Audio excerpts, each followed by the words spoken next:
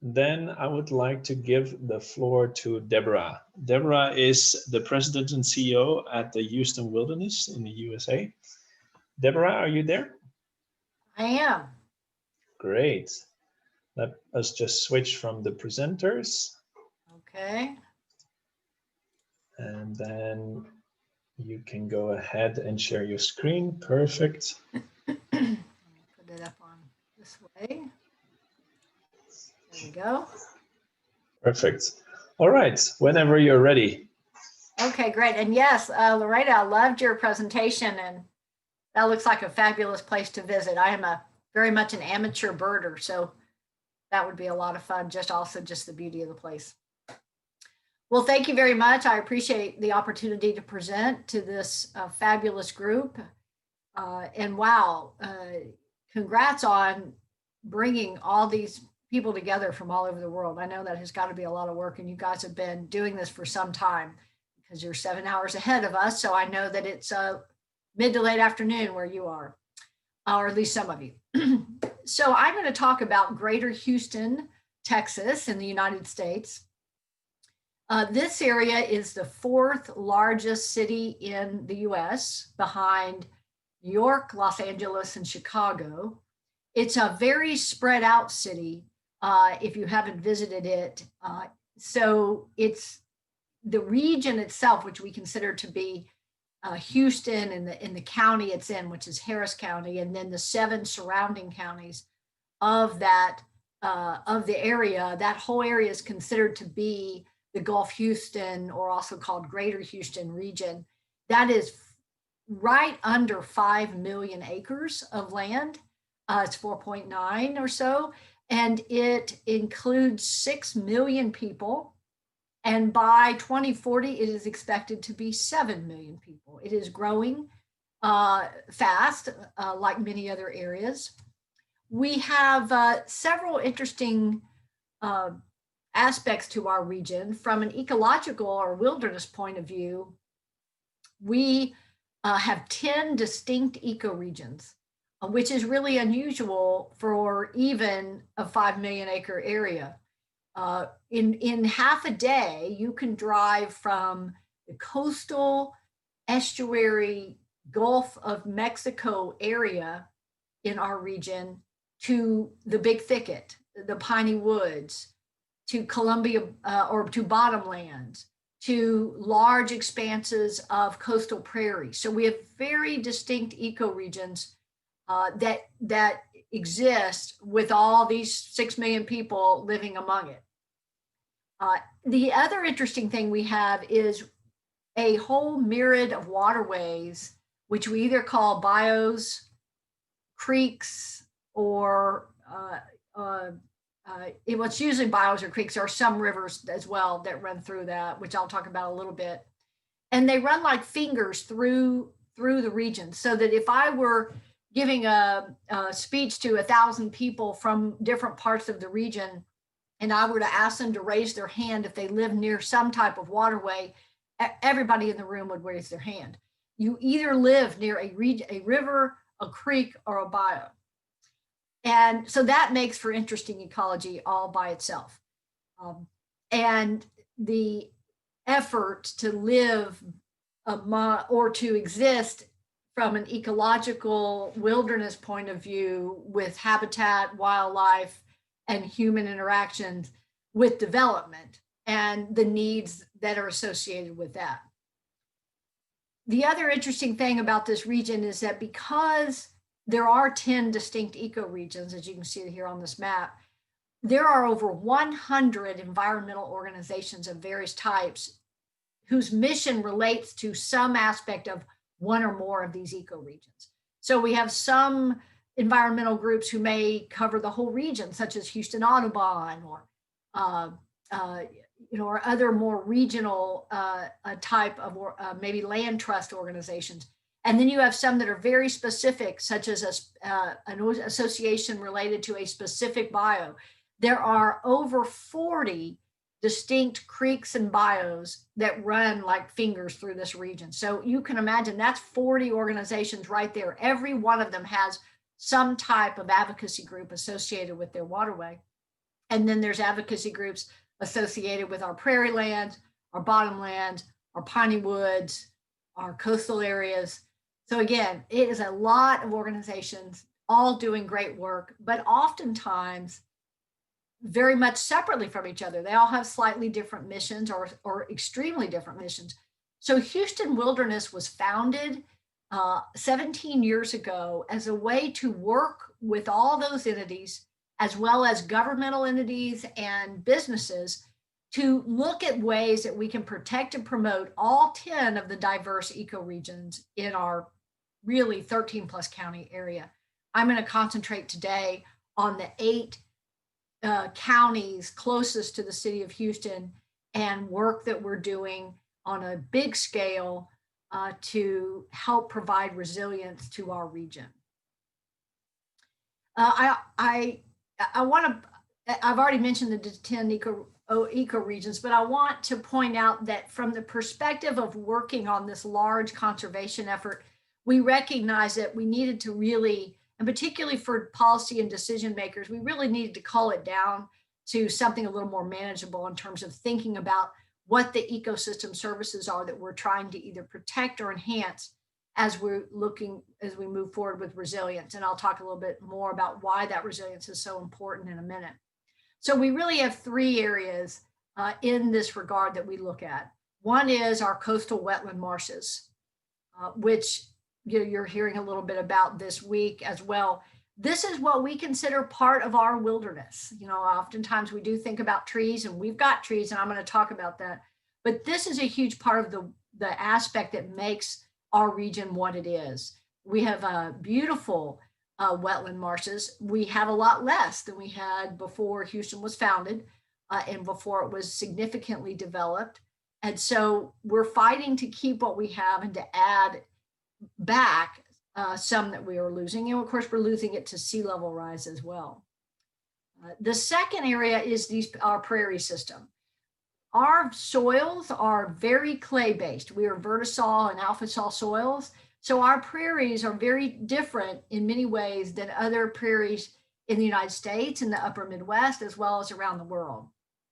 We share our soil makeup similar to what some areas of Africa and Australia have, where when it rains here in our region, the water is held by the soil and the grasses for a long time. It is not absorbed quickly. And so that holding of that water in some ways can be a good thing, but as I'll show you, has also been a real challenge for our region.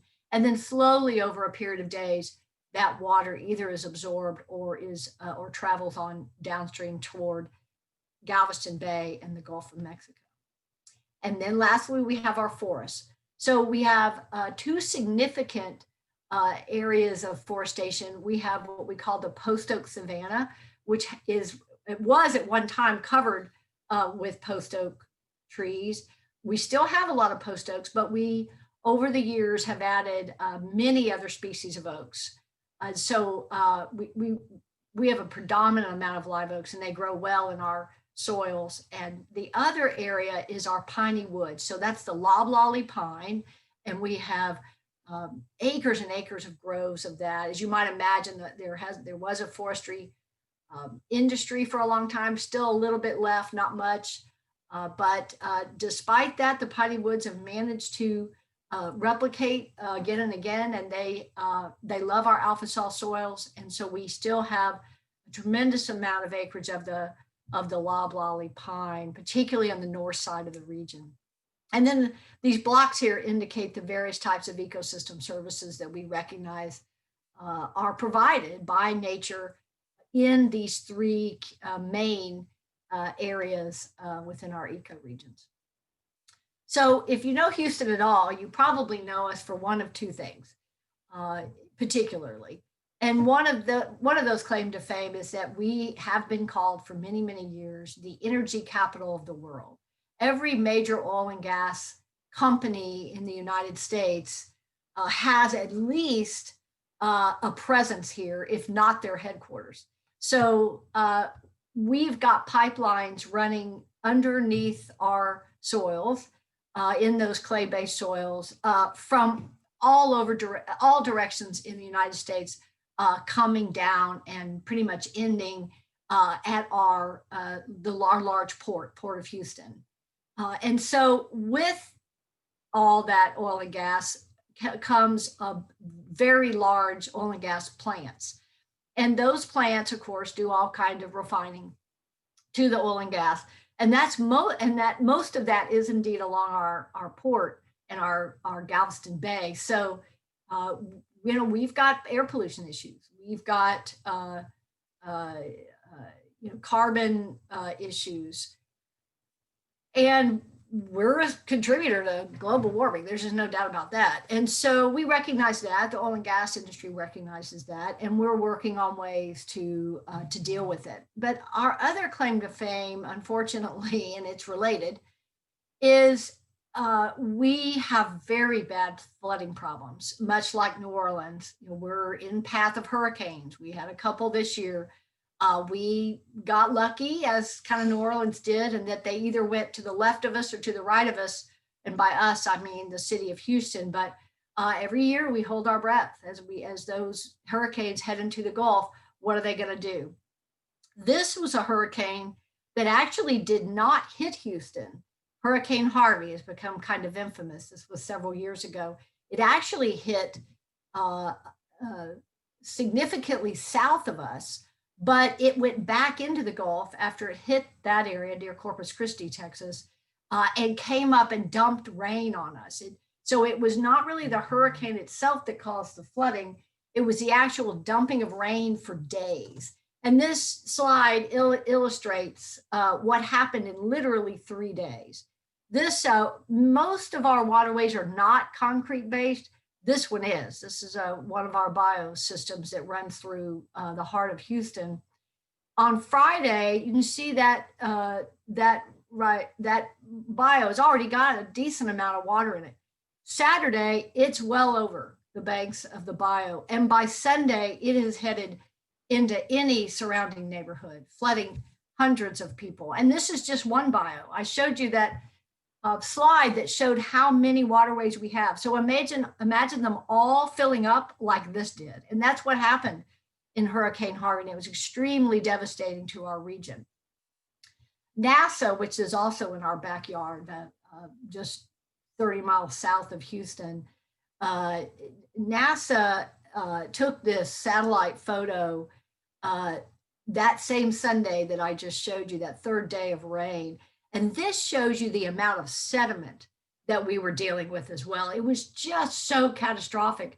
And after, quite frankly, many years of not really looking more closely at how we could avoid erosion control, a lot of our waterways were just kind of left wild. Most of them are not concrete based, which we prefer. But they had not been shored up well with riparian grasses and trees. Some did, but a lot of them didn't. They weren't well maintained. And this was the result. All that brown you see should not be there.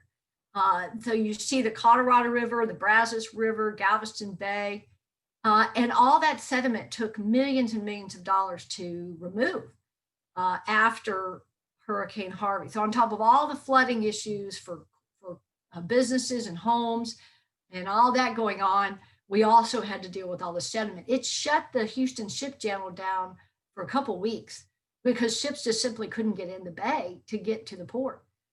The other thing I want to point out is you'll notice it looks like that our bay is coughing out something. That sediment, of course, not only went into the bay, but then went on into the Gulf of Mexico, and with it, all kind of stuff. So that wasn't good either. Then we were looking at water quality issues that were also a big problem. And the other thing I want to point out, of course, is that we've got oyster reefs dotted throughout the Gulf as well as in Galveston Bay, and they did not fare well with all that sediment, as you might imagine they wouldn't. So, we recognize, and we were already aware before Harvey.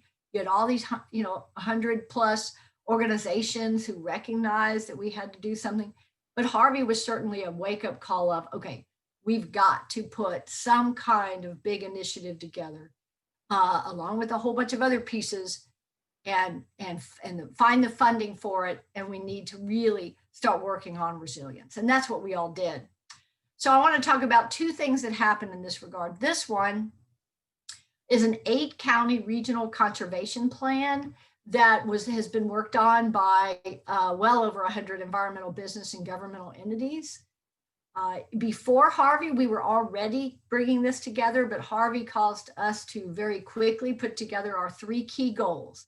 And those key goals are to take our current amount of protected preserved land in the 8-county region and increase that amount to at least 24% of the 8-county region by 2040. And I'll be showing you some data on what kind of land coverage I'm talking about. When we decided to go down this road of this goal, it was originally only 9.3% protected preserved land that we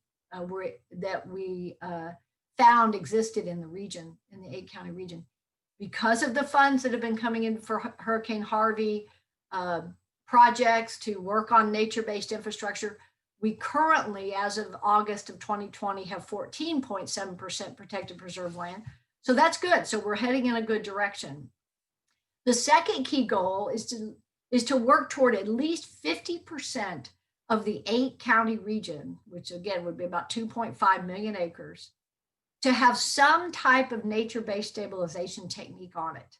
So that's anything from green stormwater infrastructure, bioswales, large-scale tree planting, those things that help provide that erosion control that I showed you we have a real problem with, but also to be able to hold water longer on individual lands and to be able to clean water better. We are still behind, but we're working as fast as we can on really using our native grasses. We use a lot of non-native grasses for our lawns and large green spaces, and those just don't do the job that our native grasses would do. We are better with native trees. It's very rare now that you will see anybody put in a non-native, but we got a ways to go on the native grasses. So that's a big part of that second key goal. And then the last goal, which overlays with the other two, is we want to work toward a 4% increase in annual carbon sequestration. That number, 4%, is meant to be in line with the Paris Agreement's suggestion of a 4% worldwide increase annually in carbon. And the way we do that for our region is 3 areas. One is the large-scale native tree plantings, and we've got some big goals associated with that, which I'll talk about in a minute. And then replacing any of our many non-native grasses with native grasses. And then lastly, to create many more oyster reefs than we currently have. And we recognize all of that as a way to increase carbon, organic carbon in our region. So one of the ways that we keep up with the Regional Conservation Plan goals for data collection and measurement, as well as an informational source, is that Houston Wilderness tracks every environmental-based, nature-based project in the region that's in need of full or partial funding. So the blue dots here are all projects in need of funding that are land acquisition or conservation easement-based. The yellow dots are environmental projects in need of funding that are restoration related, so not land acquisition. And then the green dots are ones that were in need of funding and have now been funded. So we're able to track that data as well. So you can see where that's very helpful because it tells us what out there is currently being looked at and worked on, and where are areas where nobody's maybe looking and maybe we need to be, and then where are areas getting funded and where do we still need funds. So on the first key goal, I've already mentioned we're at 14.7% currently. This is an example of some of the types of protected preserved land that we're really advocating for. We don't necessarily prioritize that working list of projects that I just showed you because we want everyone to feel like their project's important. And when you have 100 organizations, there's going to be a lot of people wanting you to particularly prioritize their projects. So we don't really prioritize in that sense, but we do prioritize the areas that we recognize need funding soon. And so this is an example of the same waterway I showed you of the flooding on that Friday, Saturday, and Sunday.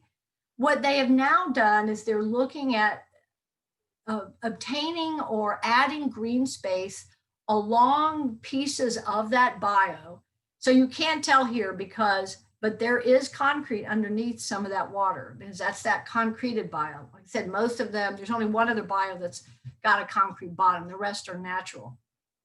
But there was a recognition that we needed open space where there were not homes that allowed that water to expand at different places along the corridor. And so that obviously is adding green space, as well as helping with erosion control, as well as providing recreation. You'll see that there's some trails and other amenities on there. So we provide also additional park and recreation access to our communities. But this is an example of a lower income community that desperately needed that recreational access. And so, when it rains heavily, it's not going to be recreation. It's going to be a flood control amenity, if you will. But when it's dry, like you see here, then it can be used for recreation. So the other thing we do is we add a lot of data. We provide a lot of data to the region explaining what county is doing what, not because we want them to compete with each other, but because we really want to provide an opportunity to see where our current protected preserve land exists and where we could look at adding additional green space. It also provides an opportunity to see where the main parts of where most development is taking place in our region. So it's not going to surprise you that the city of Houston is in Harris County, because you'll see that they have 62% of the land in the city of Houston is developed in some way. And then those are the land acreages next to the percentages. But they have 19.5% that is protected preserved in that county. So that's good, but it could be more. We have a little bit of ag land still, not much, but a little bit still in Harris County. And then the available undeveloped land that could be green space, it could be added to our wilderness in a protected preserved way, is about 16%. And then with the other counties that are a little more rural, you're going to see, of course, a much bigger percentage of green space available. You'll notice that we've given a separate category to the agricultural lands. That's because while we support work they might be doing related to no-till and cover crops and things that could add carbon or keep carbon in our soil, different ways of grazing and that kind of thing, because cattle farming is a big deal in our region. We didn't want to give the impression that we wanted to take over agricultural lands for purposes of adding protected preserved land. Most of that, of course, we still want to be agricultural. So we made a point of showing what those percentages are and still how much is available that could be used as protected preserved land. And this pie down here is simply a different visual look at the counties. This GIS-based map shows you where that 14.7% of protected preserved land is. We can do all kinds of stuff with this data. We're able to overlay it with maybe targeted detention areas that the flood control agencies want to add to the region. We could look at where our forest areas, where we might want to increase the amount of forest areas up here in the north. You see there's a lot that little faint, but you can see that there's green under. That's all forested area that's privately owned, not protected preserved in some way. So although some private lands are protected preserved, but none of this is. And so what opportunity there is to protect more of our forest area there. And then along the coast here, you'll see there's been a big push for protected preserved areas along the coast. And that's good because we have sea level rise issues that we're dealing with as well. And then over here to the west is some prairie lands that are shrinking in a big way. There's a lot of big home developments over here. And I'm going to talk about that, but this is an area of big concentration as well. So again, 10 distinct ecoregions with really a need for protected preserved land throughout this region, a need for more nature-based stabilization techniques throughout the region, and a need for an increase in that carbon throughout the region of our organic carbon. Some of the examples of protected preserved land, conversion of former golf courses is a big thing in our region. We currently have one that's finished now. They gave it a name after it was converted from a 200-acre golf course into a natural area that's protected, preserved, and also has nature-based stabilization techniques on it. This was actually built before Harvey, and not one of the homes around this this converted golf course flooded. And they credit the fact that this had been converted into a large natural area with these nature-based stabilization techniques on them. We have 3 other golf courses in the region that are currently in the midst of being converted. You know, golf courses are just not as profitable as they used to be for our, at least in the United States, certainly in our region. There's just other types of recreation that people want to do. And there's plenty of golf courses for those golfers that want to continue to golf. And so those are now being converted much like this. And so that's a huge way to add protected preserve land quickly that you might not otherwise be able to do. And then here's some other examples of land, but I want to kind of move on. The other thing that we've done is we've taken the regional conservation plan and the city of Houston is now put together a resilient Houston plan. And that plan has many goals, but 3 of those goals overlap completely with the regional conservation plan goals. So we're working together. We're working on a synergy between us. And one of the goals I wanted to point out is that top one. We are working toward planting 4.6 million new native trees by 2030. That is in 10 years. We're a big tree planting region anyway. On average, if you were to put together all the different entities that plant trees in our region, it's about 210,000 a year. But this is going to require us to do about 450,000 a year. So there's a big strategy effort taking place as I speak on how to go about doing that. And we're working very hard to do that. I was interested to hear the presentation by Nick because it's the key. We recognize that large-scale forestation of our native trees is critical to help contribute to the reduction of global warming. The second key goal, these are just some quick examples of what some of those type of nature-based stabilization techniques are. I've already kind of mentioned them, so I think I'll move on from that. But it's all different types of ways that you can either engineer or create a natural system to allow water to flow through native grasses, to add native trees, to allow water to be held longer, to clean it better, all those kind of things. So that's what that is. Green roofs are not as popular here because of the heat, but we certainly have many of these other techniques that we use. And then that third key goal, it's all about forestation. It's all about getting those native trees in the ground. And one kind of really cool thing we've done, and then I'll finish, is we actually took all of our native trees and we researched and ranked them by how much air pollution, how much air pollution they absorb, the greenhouse gases, how much water they absorb, and how much carbon they sequester. And then based on that ranking, we took the top 12 of those species, and those are the species that we're concentrating on planting in the millions. So that kind of wraps it up, but that gives you a little idea of what we're working toward to make our wilderness a little more wild and more resilient for all the things that are hitting us, like is happening around the world. Thank you so much, Deborah.